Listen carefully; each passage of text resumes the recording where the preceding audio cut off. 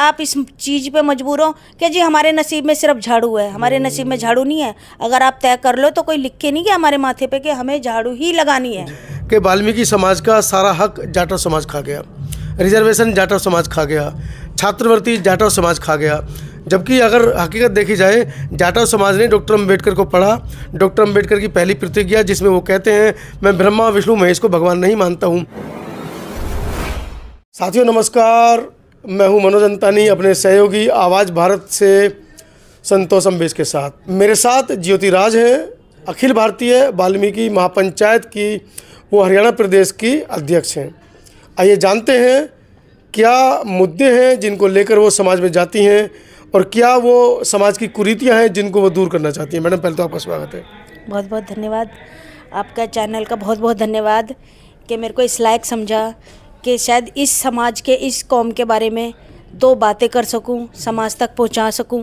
शायद मेरी आवाज़ सुन के 100 में से 10 में से 2 जागरूक हों, पहचानें कि उनका अधिकार, उनका मान सम्मान कहाँ दबा हुआ है। जी, तो मैडम क्या लगता है, दिल्ली के अंदर आप प्रचार प्रसार कर रहे हैं, चुनावी माहौल है, 3 बार केजरीवाल जी की सरकार बन जाती है, यही झाड़ू वाले वो लोग हैं, यही बैटरी रिक्शा वाले, 3 व्हीलर वाले लोग हैं जिनको मफलर डालकर खास कर बेवकूफ़ बनाया गया।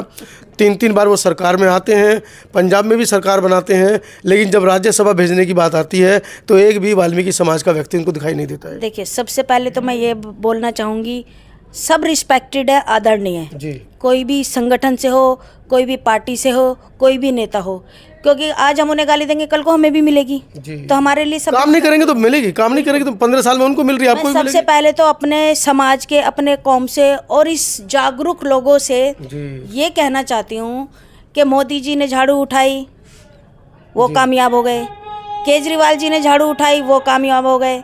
तो झाड़ू, तो जब आप लोग झाड़ू अपना अधिकार समझते हो कि हमें झाड़ू ही लगानी है, तो आपकी लक्ष्मी तो वही ले गए। जी, बहुत बड़ी बात बोली है मैडम आपने।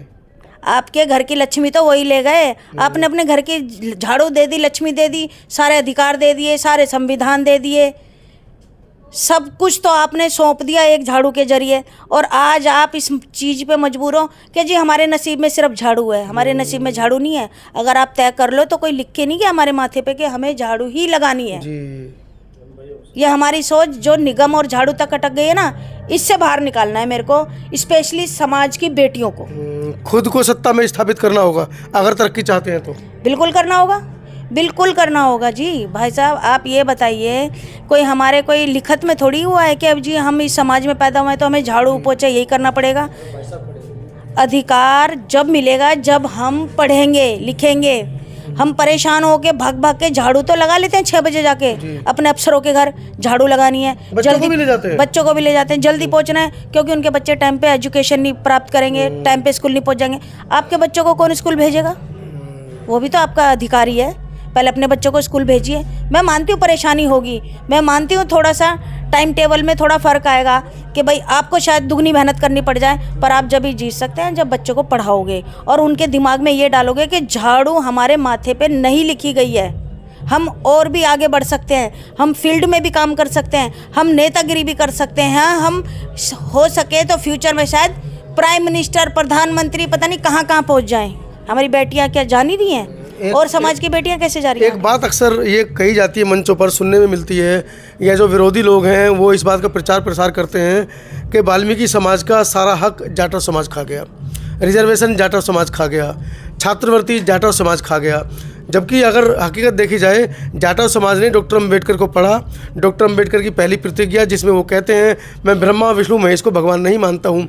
अगर यही बात हमारा वाल्मीकि समाज भी समझ ले कि जिन प्रोपेगेंडों में, जिन अंधविश्वास पाखंड में रहकर आज तक उनको झाड़ू मिली है, कलम नहीं मिली है, शासन तक नहीं पहुँच पाए हैं, तो कहीं ना कहीं उनमें बहुत बड़ा बदलाव आने की संभावना है।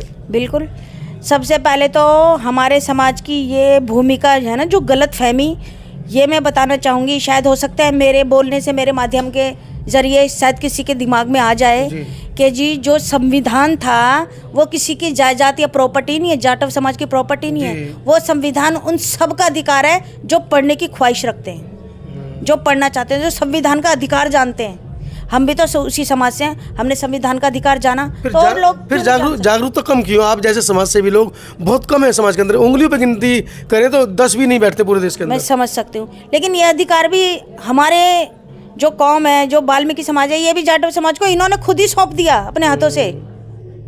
उन्होंने अधिकार छीना थोड़ी है, उन्होंने तो अधिकार को जाना, उस संविधान को पढ़ा, उस संविधान को जाना। इन्होंने ये क्यों नहीं पढ़ रहे हैं? छीना थोड़ी है उन्होंने, इन्होंने तो खुद ही सौंप दिया। श्री राम जी कहते थे अधिकार छीने जाते हैं, तो मैं वही कह रही हूँ, वो तो छीन के ले गए, इन्होंने तोहमत लगा दी, छीन लिया। भाई तुमने छीनने क्यों दिया? तुमने पहले अधिकार का फायदा क्यों नहीं उठाया? तुमने उस संविधान का क्यों अब भी नहीं उठा रहे? अब भी नहीं उठा रहे। मैं ये कहना चाहती हूँ, आप एक संविधान की बुक लाके उसे 2 घंटे अगर रोज पढ़ लोगे तो शायद 100 में से 2 की आंखें अब भी खुल जाएं। संविधान की बुक किसी के पास नहीं मिलेगी घर में। मैं चैलेंज करती हूँ, आप मेरे को निकाल के दिखा दो 50 घरों में, 50 घरों में बाबा साहब की बुक निकाल के दिखा दो। कोई अपने बच्चों को बताता हो कि बेटा स्कूल के स्टडी के बाद, स्कूल के होमवर्क के बाद 2 घंटे ये बुक पढ़नी है आपको। संविधान छोड़िए, अंबेडकर का फोटो नहीं मिलता है। नहीं मिलता जी, बिल्कुल भी नहीं मिलेगा। बच्चों को पता ही नहीं है कि अम्बेडकर कौन है, क्या किया है, कुछ नहीं पता, कुछ नहीं पता। यही हमारा कौम, हमारा देश मार खा रहा है और उनको सिर्फ ये बताया गया है, बेटा निगम तक जाओ, झाड़ू लगाओ, निगम में अगर कोई सीट मिल गई है तो समझ लो तुम्हें दुनिया की सबसे बड़ी सीट मिल गई है। वो वहीं अटक के रह जाते हैं, उससे ऊपर नहीं सोचते, उससे ऊपर नहीं सोच पाते हैं।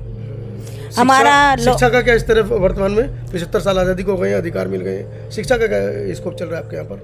0 मेरे माध्यम से 0 शायद। जो पढ़ लिख गए हैं वो भी बाहर निकल गए हैं, जो पढ़ लिख गए हैं मेरे माध्यम से अभी 0 है। मैं कोई हमें ये बता दो कि हमारे समाज में, हमारे कौम में कौन टीचर या प्रिंसिपल की सीट पे, पोस्ट पे बैठा है जो कह रहा है कि अपनी कौम को, बच्चों को हम पढ़ाएंगे अपने जरिए, हमें 1 रुपया नहीं चाहिए। जो पढ़ लिख गए हैं, जो अच्छे हैं, उन्होंने कुछों ने अपने सरनेम बदल लिए हैं, कुछों ने अपनी जातें बदल ली है, बाहर निकल गए हैं। कुछ हमारे इर्द गिर्द हैं पर हमें पता ही नहीं चल रहा क्योंकि उनके सरनेम और नाम बदल गए, उन्हें शर्म आती है बताने में। तो क्या कहेंगी समाज की महिलाओं से, कैसे वो जागृत हों, कैसे अपने बच्चों को शिक्षा की तरफ अग्रसर करें, कैसे इस देश पर राज करें? मैं तो यही कहूँगी, क्योंकि मेरा तो बोलना एक भाषण वाला नहीं है। नहीं, बोलिए आप, बोलिए। मैं तो खुल के बोलती हूँ कि अगर एक बेटी, एक महिला घर के बर्तन भी मांज सकती है ना, तो इस समाज के विरोधियों को भी मांज सकती है बढ़िया तरह, अगर अपनी पे आ जाए तो एक बहुत बड़ा संदेश है। पहले अपनों को सुधारें, फिर दूसरों को सुधारें, मांझने पर आ जाएं तो विरोधियों को भी मांझ दें। एक बहुत बड़ा संदेश मैडम ने दिया है। आप कहाँ तक सहमत हैं? खासकर मेरे वाल्मीकि समाज के भाई जो इस वीडियो को देख रहे हैं, मैडम ने जो बातें बताई हैं उनको दिल पर ना लें, दिमाग पर लगाएं और अपनी जो आपके जो रास्ते हैं आगे आने के लिए, कैसे आप राजपाट संभालेंगे, कैसे इस देश में डॉक्टर, इंजीनियर, वकील, जज बनेंगे, उसकी तरफ मैडम ने ध्यान आपका दिलवाया है। जी मैडम, ये बोलना चाहूँगी एक आपके, सॉरी मैं बात काट रही हूँ, कोई बात नहीं, कि ये मेरे एक कोई इंटरव्यू या कोई भाषण नहीं, मेरा मन, मतलब एक दुखी मन बोल रहा है ये अंदर से, कि क्यों इतना समाज, इतने संगठन बने हुए हैं, इतने हजारों संगठन बने हैं, गली गली में संगठन है, गली गली में आपको एक प्रधान, एक अध्यक्ष, एक जानकार, एक जागरूक आदमी हर गली में तो मिल जाएगा। 5 आदमी कुर्सी लगा के बैठ जाएंगे वहाँ, लेकिन वो कोई एक भी ऐसी बात नहीं करता कि संविधान के जरिए हमें आगे कैसे पहुँचाया जाए या बढ़ा जाए, या हमारी बहू बेटियों को कैसे निकाला जाए। मैं भी आज यहाँ पर बैठी हूँ तो ऐसा नहीं है कि मेरे लिए भी दुनिया ने बात बना, अच्छी बुरी सब तरह की बात बनेंगी, बनाई भी हैं और आगे भी बनेंगी, लेकिन अगर मैं उनकी परवाह करूँगी शायद तो मैं अपनी बहन बेटियों के लिए लड़ नहीं पाऊँगी आगे।